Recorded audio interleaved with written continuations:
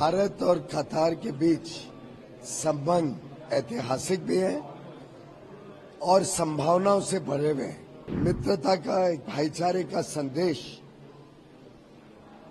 His highness Aamir of कतार को airport पर जाकर रिसीव करके दिया है। मैं समझता हूं उसी में पूरी कहानी स्पष्ट हो जाती है। भारत और कतार के बीच संबंध ऐतिहासिक भी है और संभावनाओं से भरे हुए हैं। कल माननीय प्रधानमंत्री जी ने जो एक मित्रता का, एक भाईचारे का संदेश हिज हाइनेस आमिर ऑफ कतार को एयरपोर्ट पर जाकर रिसीव करके दिया है। मैं समझता हूं उसी में पूरी कहानी स्पष्ट हो जाती है। भारत और कतार के बीच अब नए विषयों पर संबंध कैसे बढ़े। ट्रेडिशनली पहले ऐतिहासिक तरीके से देखें तो गत 15-20 वर्षों में साधारणतः ऑयल और गैस और या एनर्जी से संबंधित व्यापार बढ़ता रहा। अब दोनों देश नई टेक्नोलॉजीज पर, आर्टिफिशियल इंटेलिजेंस पर, विश्व में बदलते हुए परिप्रेक्ष्य के हिसाब से अपना संबंध बढ़ाने के लिए प्रतिबद्ध है। मैं समझता हूं आने वाले दिनों में व्यापार हो या निवेश हो, दोनों में भारत और कतार के बीच बड़े पैमाने पे वृद्धि होने की संभावना मुझे दिखती है।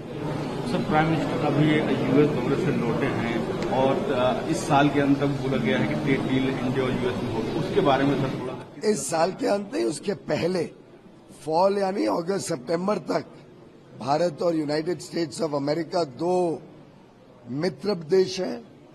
दोनों देश लोकतांत्रिक मूल्यों पर चलते हैं। दोनों देश के बीच में वर्षों का नेताओं के बीच, व्यापार और उद्योग जगत के बीच और जनता के बीच पीपल टू पीपल कनेक्ट बहुत ही मजबूत है। हम यूनाइटेड स्टेट्स ऑफ अमेरिका और भारत को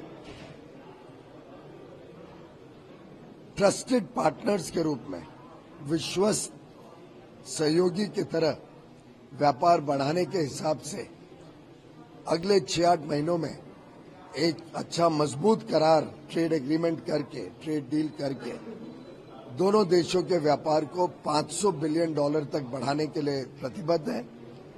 दोनों देश में बहुत उत्साह है इस बात को लेकर। मैं गत 3-4 दिनों में अलग अलग मौके पे मिला हूं अपने उद्योग जगत के लोगों के साथ, अलग अलग सेक्टर्स के साथ।